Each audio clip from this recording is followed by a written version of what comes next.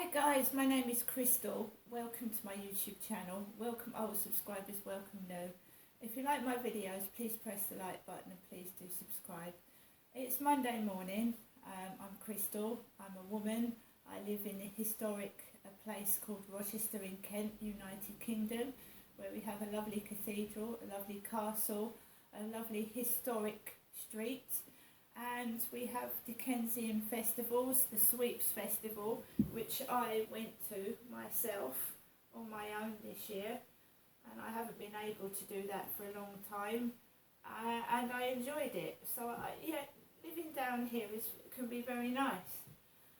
I've lived in a new build flat for the past 2 years. It'll be the third year on August the 10th. I would have lived in these new build flats for 3 years. My mum lives in Chatham. I've got an elderly mother that I visit once a week. My mum rang me this morning. This is my mother Jennifer's answer phone message to me. I'm her daughter.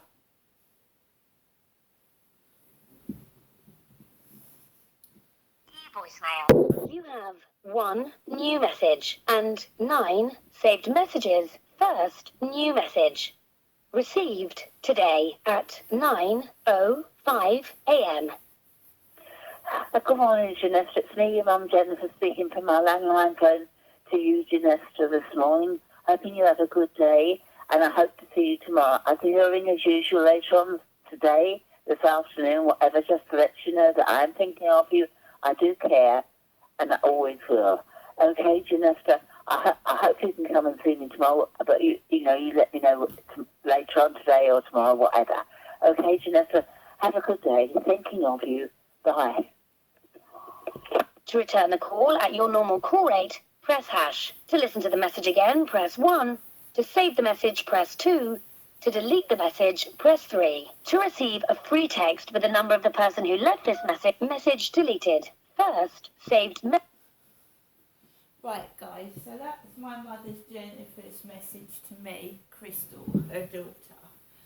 My dad unfortunately passed away in August 2021. He died of a sudden heart attack. He was speaking normally, and then in so many incidences, like people at the wheel, he just suddenly dropped dead. And he dropped dead in my mother's flat. He wasn't in my flat because Derek was my dad, so he was with his wife Jennifer in the flat at Durrell Gardens when he died. My mum had gone out to the neighbour in the early hours of the morning and banged on the door, and the neighbour didn't answer the door. Sue said she had taken sleeping pills and she didn't hear anybody knocking at the door. So my mum rang 111, the health line, and by that time my dad probably was dead. He probably was dead. So she rang 111 and they sent an ambulance and the police come out to Durrell Gardens when my dad passed away. And then my dad was taken to the Medway Maritime Hospital, where it was said that he needed an autopsy because he hadn't gone to the hospital in 2 years. And they wanted to make sure what the reason was that he had died. And this is what I was told. My dad was acting as his normal self as he was getting out of the bed to go to the toilet. He even told my mum off apparently, and he didn't want the doctor out. And then he went to the toilet and he came out and he collapsed in my mum and dad's bedroom and he just dropped dead suddenly. But he died of heart failure. He had heart failure, heart arrhythmia, he had COPD. So it was, he'd had a stent put in, so it was inevitable. And he had a DNR, do not resuscitate. So I mean, they weren't going to resuscitate him anyway if he had gone of a heart attack. So he's now dead. He was cremated at the Bluebell Crematorium in Chatham, Bluebell Hill Crematorium in Chatham. Me, Charlotte and my mum attended the funeral, and he was cremated and his ashes were spread over Bluebell Hill Cemetery Gardens. I haven't been up there yet. I do intend to see the plaque with the rose at some point. I have asked my mum to go with me, but my mum is quite housebound, so it's difficult. Today, I've listened to my mum's answer phone message, and she wants to see me Tuesday. I did ring my mum back and say to my mum, see if she was all right, because the last message sounded like that she wasn't going to see me again for some reason. It just sounded a bit strange. So I rang my mum up to see if she's all right, and she was pleased to hear my voice. And she said that Southern Housing are sending contractors round to do her bathroom at Durrell Gardens. Her bathroom. I live in a new build flat, and my bathroom is 3 years old, and it's relatively new, so my bathroom doesn't need doing.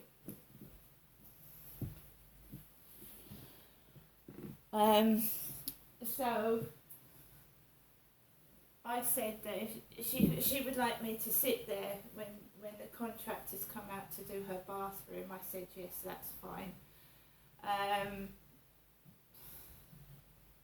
I try and support my mother, even though when I need support nobody helps me. That's the way I am. I'm not going to change. I do get angry, I do get upset. I've had a child who I thought was put into care. I was told to keep away from 3 of my kids when I was in Gloucestershire by the police. When I called the police, as in every instance where I call the police turn the tables, or the so-called police, or the acting police, as somebody's calling them, actors, these police that have come out. Maybe they're actors acting. And I get very cross. When I've reported crimes and reported what I believed are serious crimes from men that are dangerous, that have attacked me, or there's been an incident with when one of my children were attacked, and no one actually acted on it or did anything to support me. I've been homeless, I lost my house, I lost several accommodations because I had no support from the police whatsoever. There have been horrific incidences where police have just come in, said, oh, I can't do anything about that, and have walked out. I've told you that I've called 999 and I'm sorry, the line is busy. Call back later. And I've called 999 from one of my mobile phones, which is distressing. Especially when someone's about to attack you and you call 999, which is supposed to be the emergency services, and it's busy. The line's busy.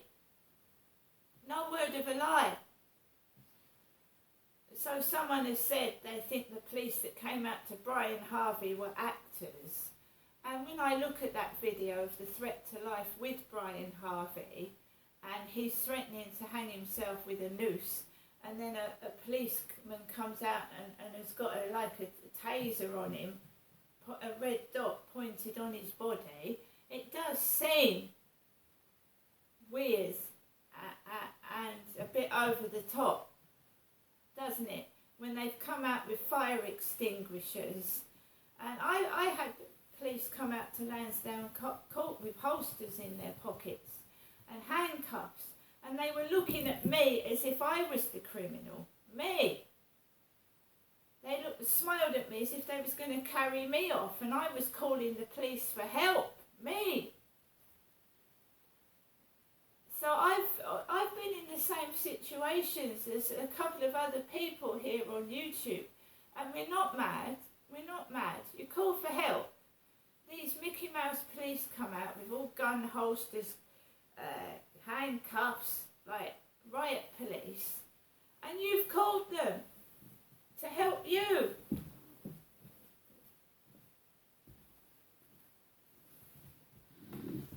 My father, Derek, was a criminal.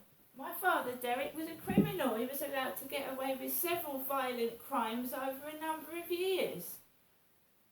And they come out to me when I call the police on my dad attacking me and threaten to put me in a cell and take me off. I had one police officer, my dad had pushed me against the table, and I get backache still. He pushed me up against the table. He went, "Who are you talking to?" I said, I was talking to my ex-husband. "You shouldn't be talking to your ex-husband." I said, "I've got to talk to my ex-husband because I need to speak to my children." He said, "You're not to speak to your ex-husband." And I stood up off of the chair, and it was brave of me because my dad was 6'2" and he could have killed me. I got off of the chair. I went, "Dad, I am going to talk to my kids." And he went, "Don't square off to me." And he pushed me against the kitchen table, and I heard my back crack. So he pushed me, a 6'2" man pushed me, a 5'5" woman, against the table. I heard my back crack. I called 999. They came out to Victoria Road and they said, "What do you want us to do about it?" They didn't arrest him and take him off or do him for actual bodily harm, grievous bodily harm. They just went out and left me with that guy, with my dad, who could have killed me. And then one of them said to me, "Well, if he actually bruises you, Crystal, if he bruises you, then we'll do something." So they left me with a violent man that could have killed me in that incident. 2 months later, my dad used to get jealous if I talked to blokes, and my ex-husband was a man, obviously he was. So any man that was on the phone, he used to get jealous. So he kicked off again. I was on the phone again. And he actually cut my face. My dad attacked me on the face. I had his fingernail stuck into my face. And he'd left like a mark in my face. And I called the police again. And this Mickey Mouse police officer came out to Victoria Road and he went, "What do you want us to do about it?" I said, "Well, he's cut me. There's nothing we can do." And one of them asked, my mum said she'd had enough of it. She said, "I want to go to a place of safety," because Derek was violent. And he went, "Madam, the only way you can get to a place of safety is if you give us £200. Asking the police, asking my mum for £200 to move her to a place of safety. I mean, come on. What the fuck has been going on? My mum's smaller than me. She's 5'4", my mother. And my father was pushing and hitting my mother. We called the police numerous times. No one would do anything with Derek. They wouldn't do anything. They just let him bully, hit and attack me and my mother for years. I didn't do anything with him. Don't start blaming it on me and my mum. Don't turn the tables and put it on me and my mother. They let Derek off with serious sexual assault and violent attacks on me and my mother for several years.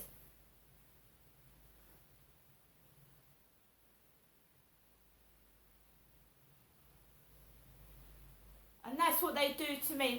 You see, this Charlie was allowed to touch me on that field. And it is a kind of sexual abuse. Sticking your tongues down somebody's throat. It's not nice, is it? You know, what the fucking hell is going on that the police are allowing these things to escalate like this and allowing men to mistreat me and my mother?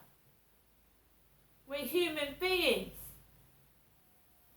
I'm not standing for it. I've got a personal alarm. If that Charlie tries anything on, I've already told him twice, no.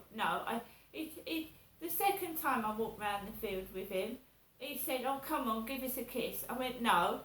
He went, "Go on." I went, "No." "Hold my hand then." I said, "No." Right? If he does it again, I'm going to sound that alarm off and I'm going to scream.